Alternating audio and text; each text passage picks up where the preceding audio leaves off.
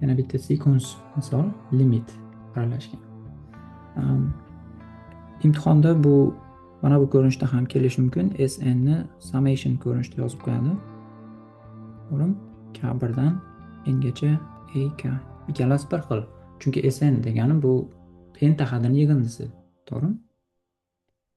SN A1 A2 AN buni summation bilan ham ifodalasak bo'ladi. N AK. Bir xil. Okey. Xo'p, SN ni qiymati bor, lekin AN ni topishimiz kerak. Qayerdan topamiz? n-1 qo'yib Aha. ayiraversak. To'g'ri. SN-1 bu AN ga teng. Shu propertiesdan foydalanamiz. Demak, SN-SN-1 bu AN ga teng, to'g'rimi? Bu tarafni ham ayiryapman. 2n minus n-1 n-1. Nima qilganim tushundinglar, a? Sn-1 ni topdim. Sn-1. Sorry.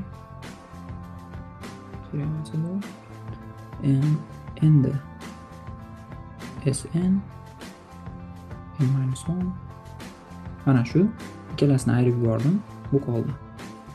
Okey. O'rniga qo'yamiz limitni.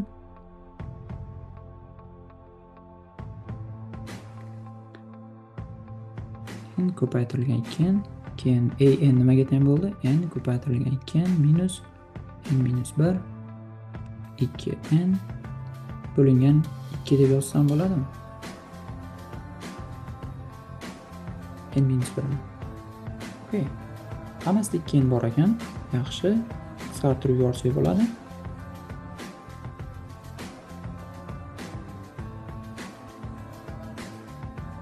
Cheksizlik n bu yerda, keyin n-1 bo'lingan 2. Mana shu. 2 bo'ladi. To'g'ri. Pastda n+, to'g'ri.